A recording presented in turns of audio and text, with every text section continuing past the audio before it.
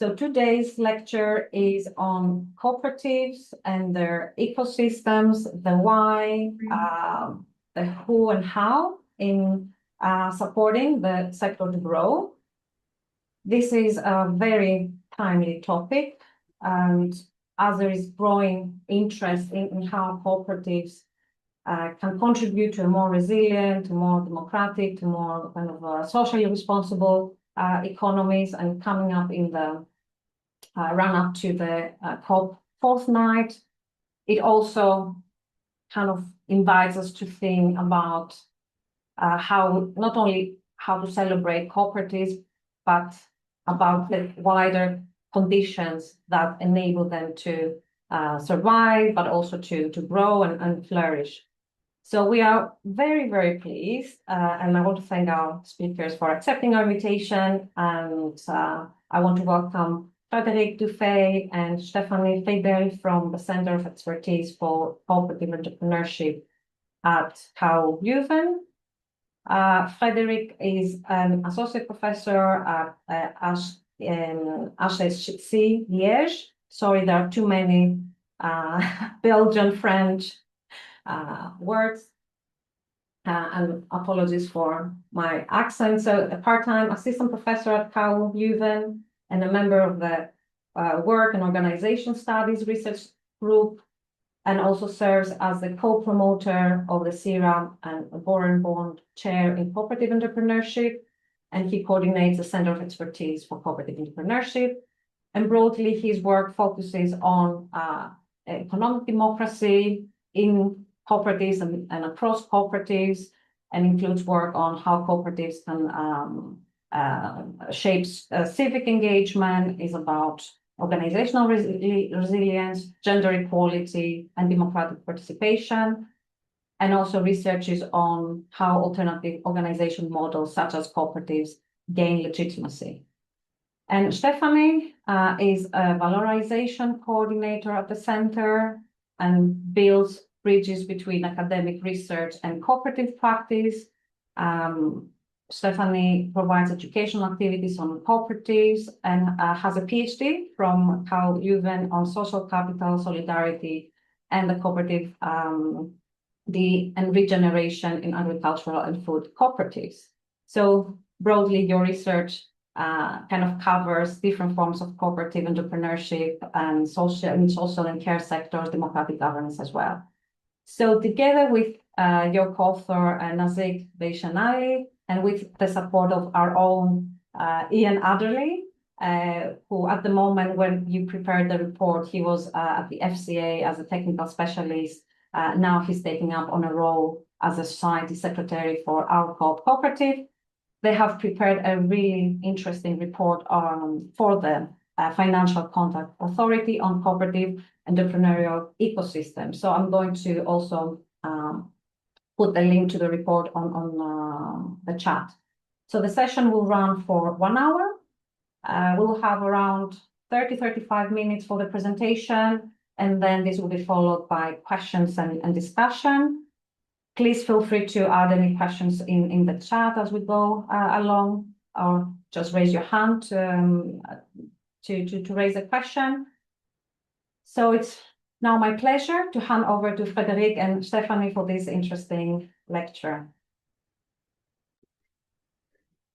Thank you very much, Elizabeth. Thank you. First, maybe I will just try to share.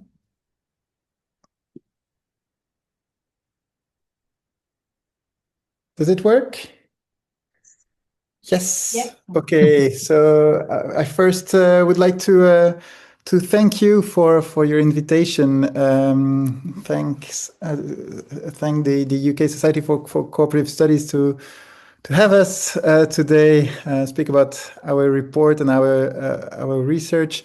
We were very happy to receive this invitation and for what we think is a work that deserves further work beyond what we have done. So it's just a start, and so we're very happy also to see so many faces today interested by or interested in the topic. So I will first. Sorry, there is some noise behind me. Just first, I would just first like to give to Caesar what belongs to Caesar, and thank Nazik Peshenali, because she was the one to really kick off our work on entrepreneurial ecosystem. And it's if you are interested. We published together with her a paper in the Annals of Public and Cooperative Economics, entitled Entrepreneurial Ecosystem for Cooperatives, the Case of Kyrgyz Agricultural Cooperatives, where we really started from her own experience in Kyrgyzstan, where she she was for a moment the head of the cooperative movement there. She has really done quite a lot of policy work as well. So it was really something she felt like we need to convey a message that cooperatives need an ecosystem around them to develop, and let's have a look at what this ecosystem looks like. Okay, or look like. So this was really the start of our journey on entrepreneurial ecosystem.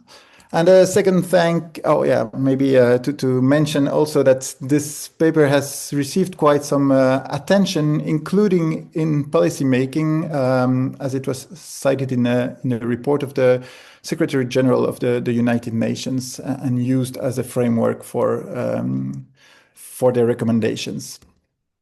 So the second thank, and that Elizabeth has already highlighted,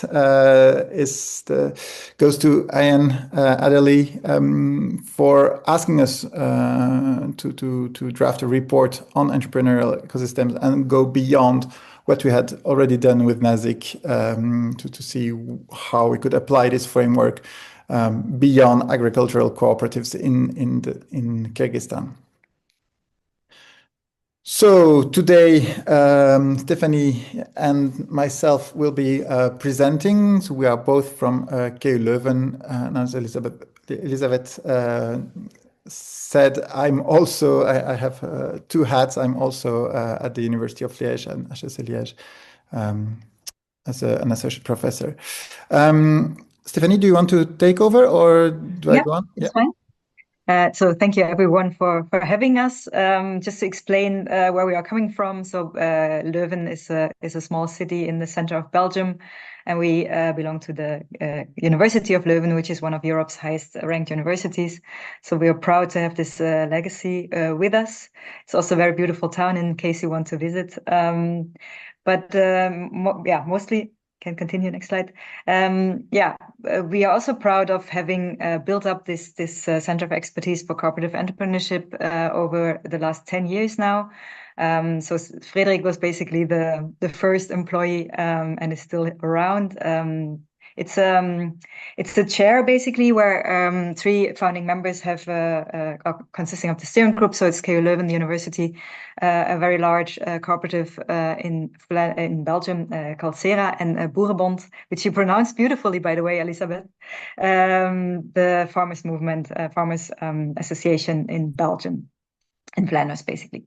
So, our head is still the former rector, Luc Sels, and we have an academic team that Frédéric heads, and then the valorization or dissemination team, where I'm responsible for exactly building those bridges between academic research and practice in both directions, as I like to say. So we also have very close contacts with practitioners and listen to their needs of what research can provide for them. Very briefly, the mission of the KCO, the Center of Expertise for Cooperative Entrepreneurship, is really to improve the legitimacy of the cooperative model in general. And we do that through three main activities: research, both academic and practice-oriented; secondly, teaching and training, also academic and non-academic; and lots of networking as well. So as I said, we are really well established especially in the Flemish cooperative sector, but also starting in the French-speaking one. But also, we like to keep our contacts also with the academic network of researchers on cooperatives through an opportunity like today, but also through conferences. So hopefully you will see and hear more of us in the coming years, and also of our colleagues, of course. And yeah, the valorization part or the dissemination part is really tying those three activities together. We really like to provide information or insights that research has produced towards the sector, and we listen to the sector in terms of what research can provide. All right, that as a small introduction. Today, we were invited to speak about the report we were allowed to draft for the Financial Conduct Authority on cooperative entrepreneurial ecosystems. And we divided the lecture into the three parts and also the three questions that guide the report. First of all, the why, where we dive into more the theoretical basics of entrepreneurial ecosystem theory, which Frédéric will provide to you. Then we will really go into the who, the actors, who actually is playing a role, and what role do they play and how do they interact is the last question.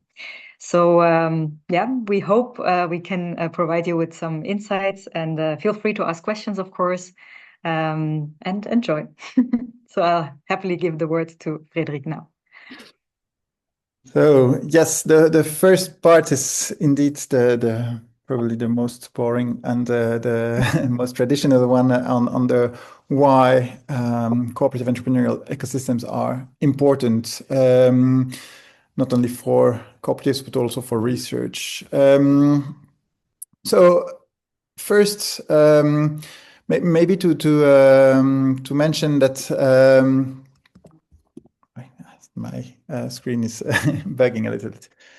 What is an entrepreneurial ecosystem? Because we speak about cooperative entrepreneurial ecosystem, so we should start by defining what an entrepreneurial ecosystem is, and it refers to quite a large body of literature in the entrepreneurship literature, which, if we take this definition of Mason and Brown, refers to the complex set of actors, institutions, policies, and cultural norms that together determine how well entrepreneurs are supported in a given sector or geographical territory, shaping their activities in terms of starting up, growing, and innovating their businesses. Okay, so you see that entrepreneurial ecosystems are really a set of elements. It's not like only looking at policy, not only looking at stakeholders. It's really something like more systemic. So really, who are all these actors and all these elements that influence why enterprises are created, how and why do they grow and persist over time. Okay, so we have looked at this literature together with Nazik in our original article, and we saw that it comes back in different shapes and forms and colors across the academic literature and reports in the gray literature. Like with different elements, we counted from 3 to 8 different elements.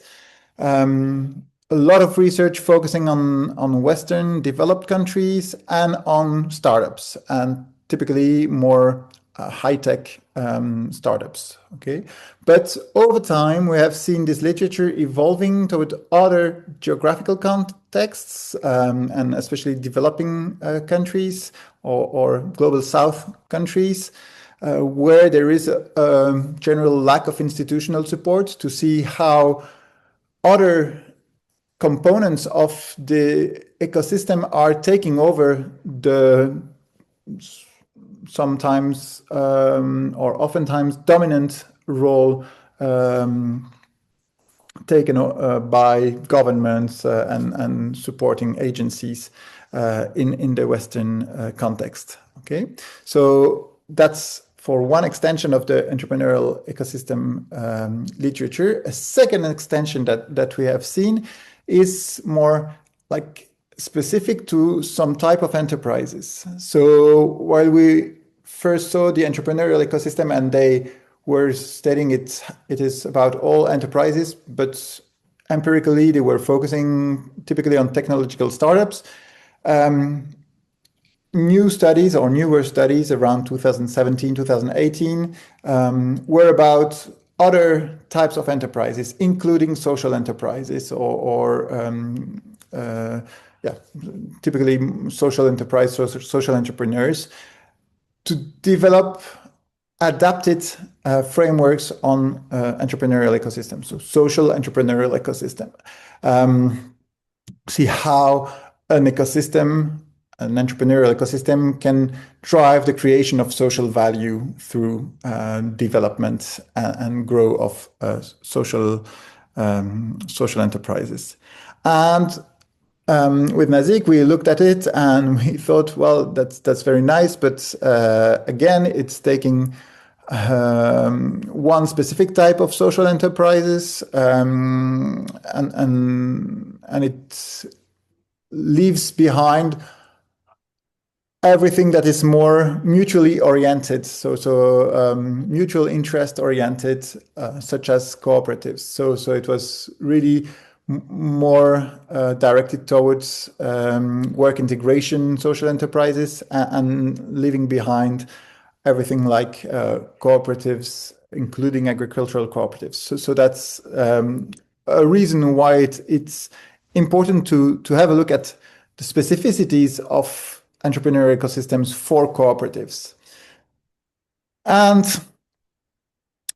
in a nutshell, we looked at different policy documents. We interviewed cooperative entrepreneurs, also interviewed some education actors. We relied also on the experience of Nazik, more like an ethnography source, and came up with 5 different dimensions in which you see every time different aspects. So there is first the policy and regulatory framework with the legislation, the policies, the institutions that can support cooperatives. A second pillar with education, skills, knowledge, with university or higher education. But in Kyrgyzstan, it was limited to university education. The education for or training for members to develop their skills, for instance, financial literacy. And finally, everything that was around knowledge and information, but more generally speaking, so knowledge and information to the general audience through media, etc. Third pillar, the market environment. So what access to markets do cooperatives have? What are the support services that they can access? What is the access to finance? The fourth pillar goes around the culture and about the history and actually even the histories of cooperation in a country or in a region. Because, for instance, in Kyrgyzstan, you could relate to the communist history or socialist history, and then the post-socialist history, and 2 narratives around cooperatives that were conflicting. So this is why we put history in plural. The cooperative values and principles that you all know very well, a supportive culture. And finally, the 5th pillar with networks and partnerships with the cooperative unions and networks, a set of donor support, and that's perhaps specific to Global South countries or transition countries, where they receive help, like financial support from like the EU or national development agencies. And finally, we named other partnerships to relate to some more ad hoc partnerships that the cooperative movement can or cooperatives could develop. So this is a little bit sketching the the picture more visually. So what are all the actors that are evolving around cooperatives to help cooperatives develop and persist over time, grow and persist over time? So we will come back to the different actors, and Stefanie will detail that.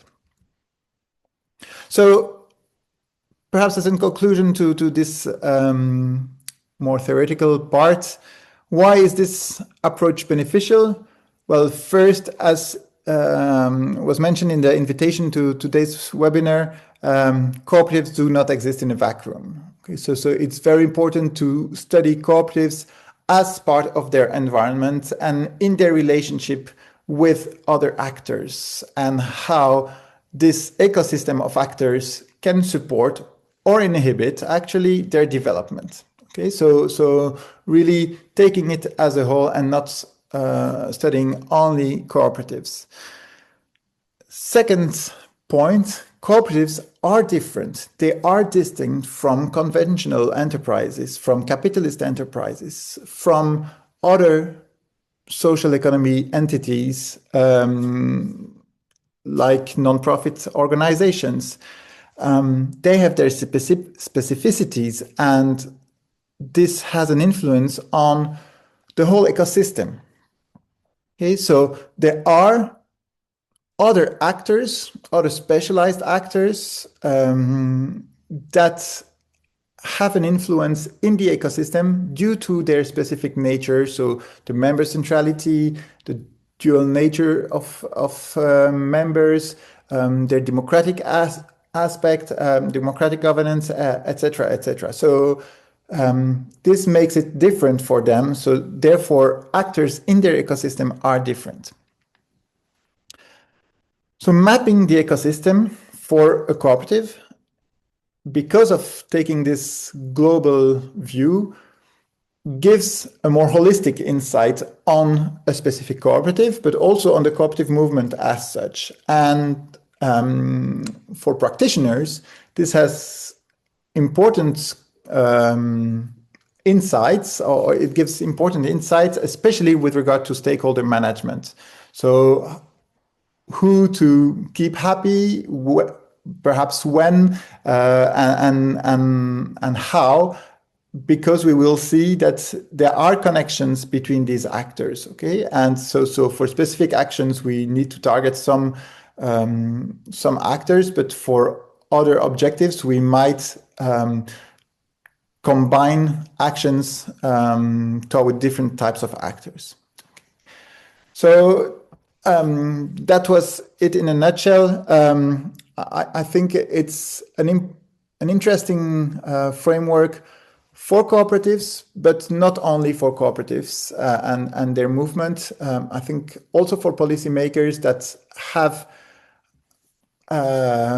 that pay attention to developing a more democratic economy and more democratic society, for instance.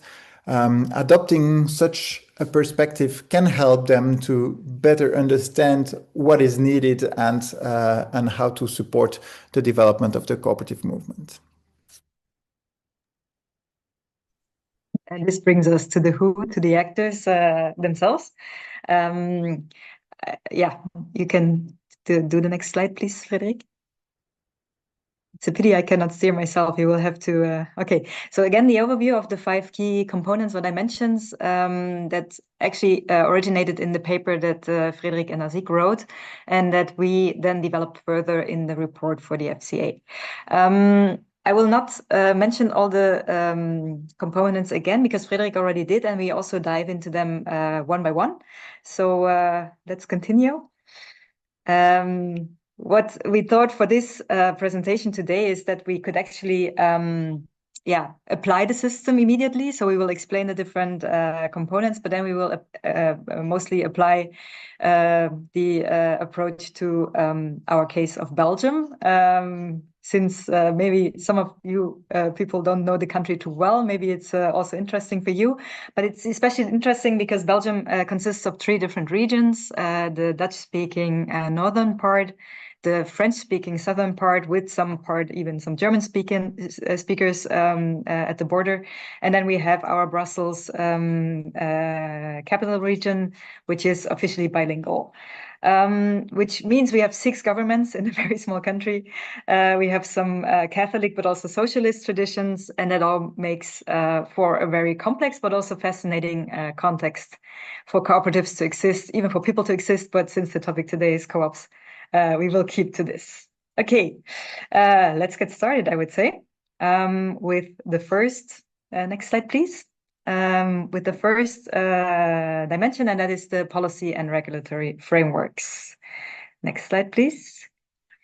Yeah, so the main actors there are actually governments and policymakers. Governments, of course, are crucial because they make the laws. And if there is a recognition of the cooperative as a legal form within the national laws, that's mostly a very good news in the sense that at least it makes it clear what the difference can be of a cooperative enterprise as compared to a conventional enterprise or non-profit. We see that not all countries, of course, have this cooperative recognition. So this is actually one of the first steps to be able to build your ecosystem. But also policymakers and regulators play an important role. Of course, there can be either supportive policies or non-supportive policies for cooperatives. For example, you could think of favorable contracting and public procurement policies, or maybe tax exemptions or tax breaks, especially tailored to cooperative needs. But then again, if you give those supportive policies to cooperatives, then of course you also need to regulate them and control them. So that gives a bit of a tension between, first of all, regulate, so not not real cooperatives or other companies enjoy those financial benefits or the support. But on the other hand, also it's a fine balance, because if you overburden the cooperatives that have to prove that they really are worth being considered a cooperative and having this access to finance, it might mean that you exclude smaller cooperatives or startups because they don't have the skills or the means to produce big reports or write nice proposals for subsidies. So there is a fine balance that needs to happen. If we then, next slide, please, apply this to our Belgian context, we see that at the federal level, we have a new legislation in place. It was officially started in 2019, and then there was some initial period, and by 1st of January 2024, it's really in place now. And we have the cooperative enterprise as such mentioned in the law, next to 3 other forms of enterprise. So that was a huge success for the cooperative movement, because I think before we had like 17 or 18 different legal forms for enterprises. So the lawmakers wanted to clean up this a little bit, and they initially cleaned it up too well. So the cooperative enterprise got thrown out because they didn't really know what it meant. And they thought like, oh yeah, but the flexibility, we just give it to the normal enterprises. But luckily, the cooperative movement in Belgium teamed up and could make sure that the cooperative enterprise survived in the new law text as well. So we do have a legal base to speak about cooperative enterprises, which is very good news. And it's in our case in Belgium, it's positioned under the Ministry of Economy.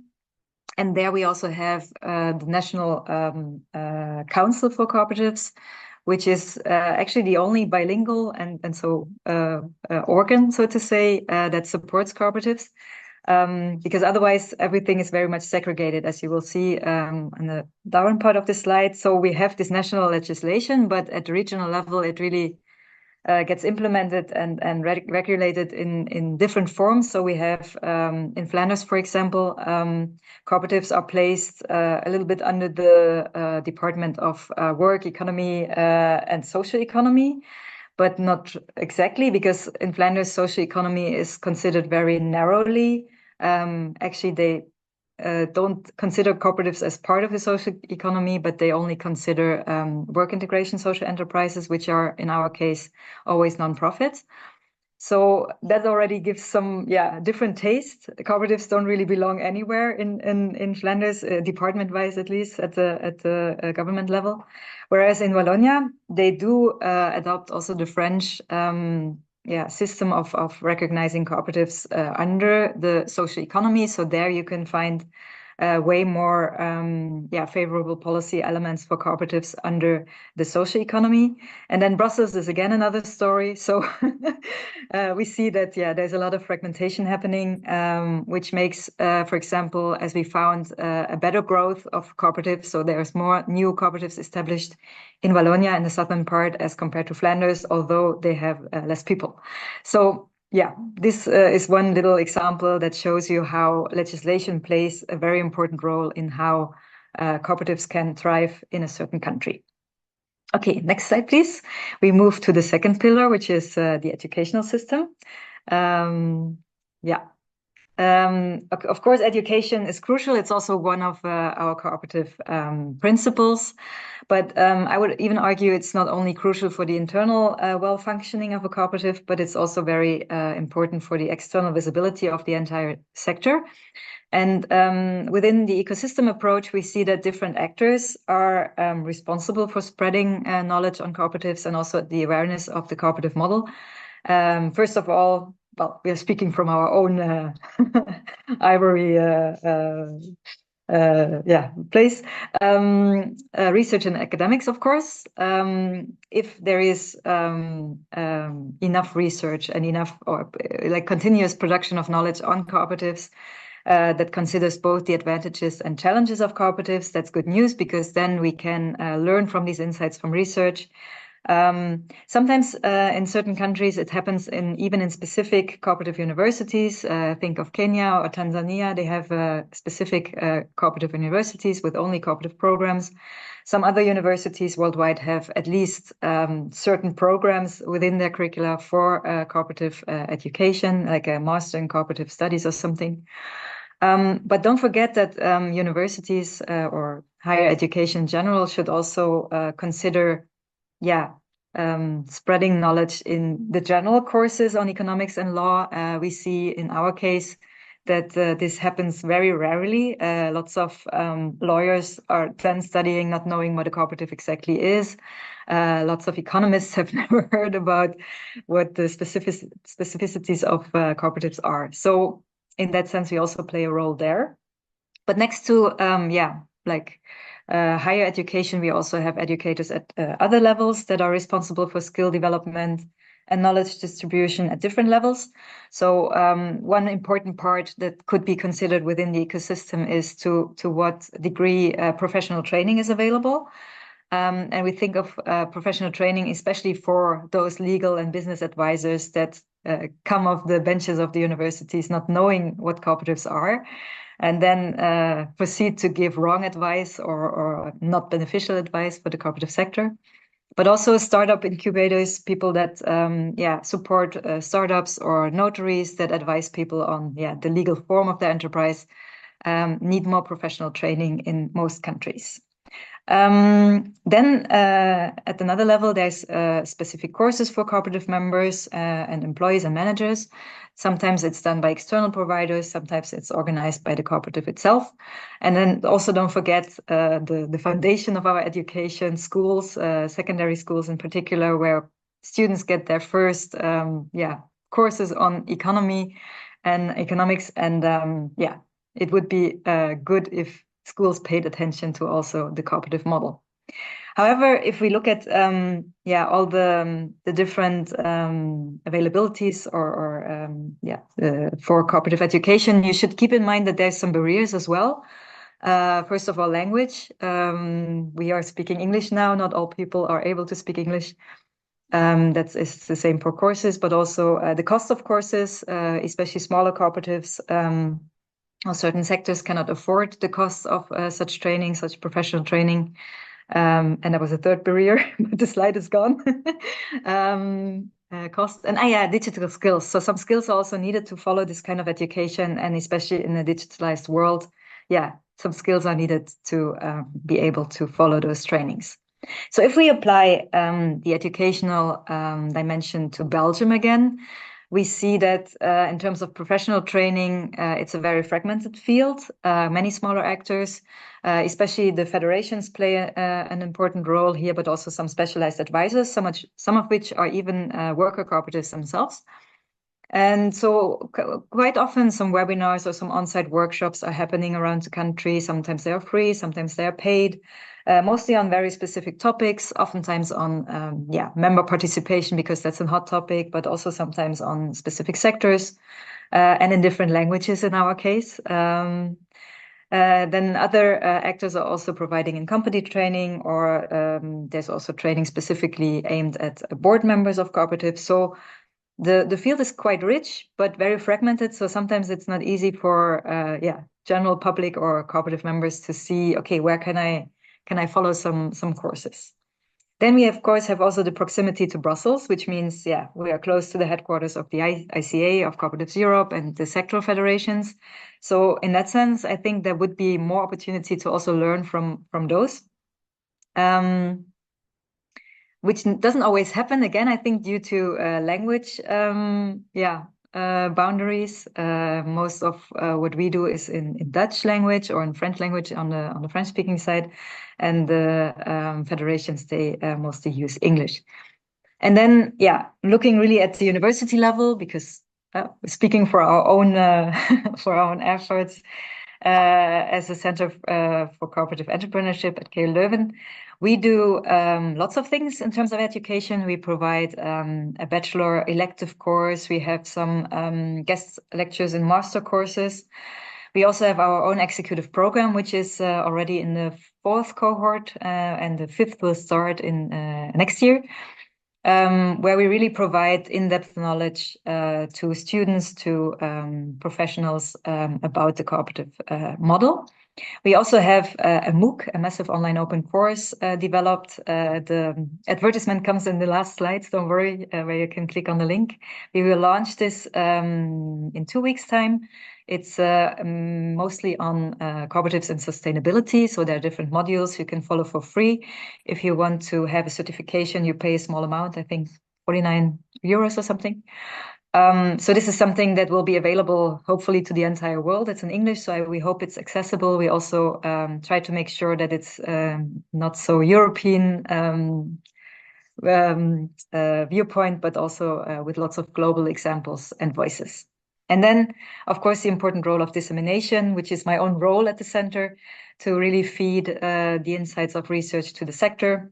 And for that, we also publish bi-yearly the Belgian Cooperative Monitor. So we at least have some numbers, some statistics to show that will hopefully be used by the federations to influence policy making. Okay. Stefanie, I see time is flying, so we need to speed up a little bit. The next ones are not so long. That was the most important because we are in the educational field. So the third is on market environment. Next slide, please. There are actually, it's also a key dimension, of course, because cooperatives are operating in the market and they need to sell their goods or services so they can survive and actually invest their surpluses into their mission. In terms of access to markets, we see that you have to look at both domestic and international markets. We have changing market demands that, of course, cooperatives have to incorporate as well. There's some research happening also on voluntary sustainability standards. So that's a whole other story where cooperatives could show their special contribution in terms of how sustainable they are as compared to other companies. Then we have a bigger problem, I would argue, in terms of access to finance. We see that cooperatives have more trouble finding finance from traditional banks and lenders. So there we see that, sometimes banks don't know what the cooperative model is or cannot deal with the long-term goals. So there are some specialized financial intermediaries popping up, and in some countries at least. So that is beneficial for the development for cooperatives. So they know the sector, they can provide easier access to finance, which helps the cooperative development. And the same goes for support services. in countries or around a certain cooperative where there are support services available, where cooperatives can go for support in terms of advice or also special financial services, we see that it's beneficial for the growth of the sector. Next slide, please. Frédéric, Doesn't next work, slide. yeah. It doesn't work, sorry. Yes, now it works. Okay. I could tell you a long story about the Flemish agricultural sector and its access to markets.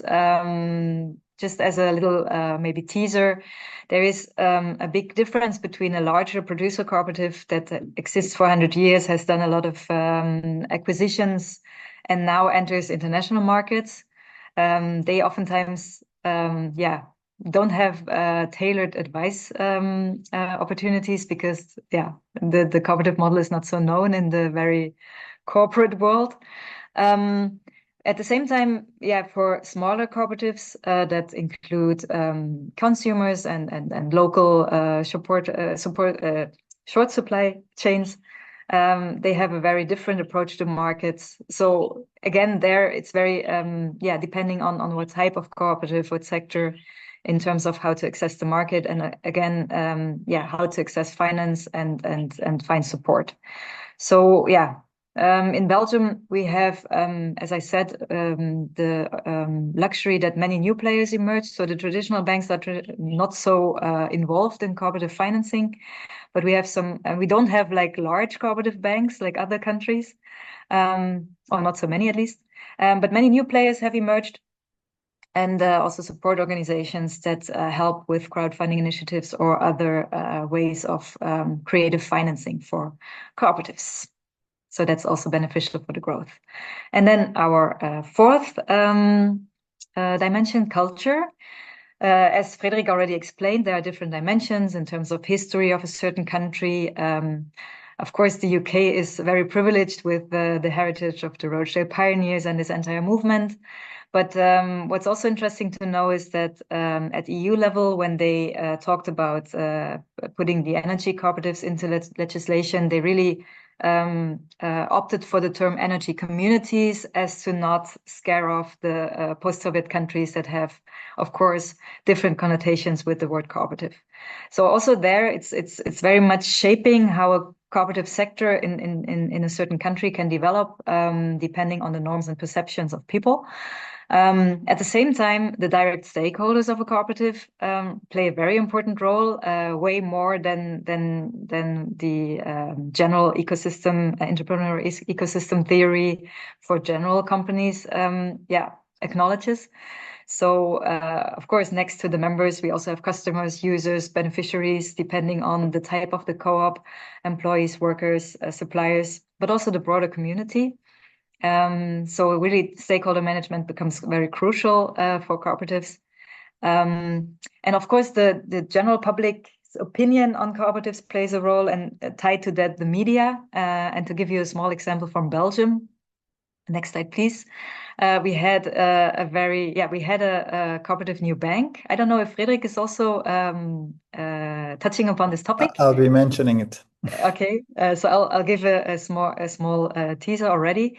So a few years ago, we had a new cooperative bank being established called New B, that ultimately failed. And Frédéric himself, together with a colleague, you did very interesting research about analyzing media outlets, so mostly newspapers on the Dutch-speaking and the French-speaking side, so Flanders and Wallonia.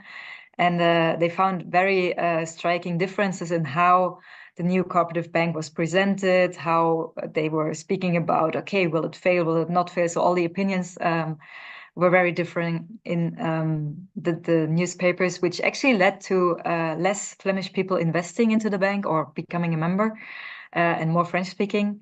Also tied to some historic developments in where big cooperatives have failed, and that stayed longer in the heads of the Flemish people, I guess, than the Walloon people. Okay, so the media plays an important role too.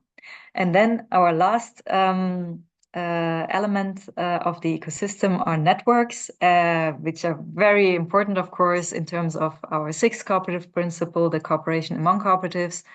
in terms of cooperatives working together with other co-ops to exchange knowledge or create commercial opportunities, but also in terms of federations, so vertical intercooperation that enables lobbying and also direct support for certain cooperatives. So if in this ecosystem, in this certain region or state, there is a strong network available of cooperatives, it's considered very beneficial for the growth of the sector. If these networks are very fragmented or very spread out, it can be beneficial for certain sectors where they have a strong federation rate. But if it's for other cooperatives, like for example in Belgium, the care cooperatives are very pioneering still. There's no federations with them, so it's harder for them to find each other, exchange knowledge, and in that sense help to grow. I think you can also consider partnerships with non-cooperatives. I think if you are interested more in the network part, I really advise you to dive deeper into the report that St. Mary's University produced next to ours, because they really dive much deeper into the network aspects. To give you a small example, and then we are done with this part, is networks can be, or federations can be formed in a geographical or regional kind of way. For example, Koopkracht would be the Federation of Flemish Cooperatives. Then the next tier would be Cooperatives Europe. Then the next one, the ICA. But also sector-wise, we have federations of cooperatives. For example, the renewable energy movement has been also at the EU level very strong, thanks to some actually Flemish pioneers that really steered it. But also other sectors like the cooperative banks or producer cooperatives or worker cooperatives and service cooperatives have their own sector federations. And the same goes for retail, for certain the Raiffeisen banks. So, I mean, in terms of thinking a little bit broader and more holistic, when you are a small cooperative, how can you get some help? Oftentimes through the federations is a good way to go, or set up federations if you want to make the sector stronger. Okay, I think it's time to give the word back to Frédéric. Thank you. Thanks. I'll try to speed up for this last part, as it's already 10 to 4. So just how are the ecosystem actors and institutions interconnected? Because what we presented so far are the actors really distinct, but actually what's interesting also in this ecosystem perspective are the interactions between those actors. Of course, it goes probably first through this intercooperation principle, so the cooperation among cooperatives, but also beyond. But perhaps more interesting is that it is the raison d'être of several actors, that there are interactions. First, the influence of policymakers on market environment, education offer, culture, etc. So, for instance, in Wallonia, they developed specific grants for social economy organizations, including cooperatives, to get support from specific supporting actors. So it's grants that help you to start your own project, your own cooperative, but you should be helped by or guided or supported by some recognized advisors. So you see already the like different actors involved in this policy. Another example is, so it was what Stefanie mentioned with New B, a new cooperative bank, where the policymaker, the head of the national bank, had a strong statement in the media to say, well, we don't need an additional bank. And so all of a sudden, the market authority started to be very reluctant to the Newbie project and started to put on new barriers to this new project. And this was echoed very differently in the Flemish and in the French-speaking media with, as Stefanie highlighted, different consequences on the adhesion of the public and potential members. Also, federation, apex organizations, it's their raison d'être to act as intermediaries between cooperatives and policymakers through advocacy, also to support addressing gaps in the government action with regard to education, with regard to funding. Perhaps one specific action that can group together different actors in this ecosystem is data and quantification.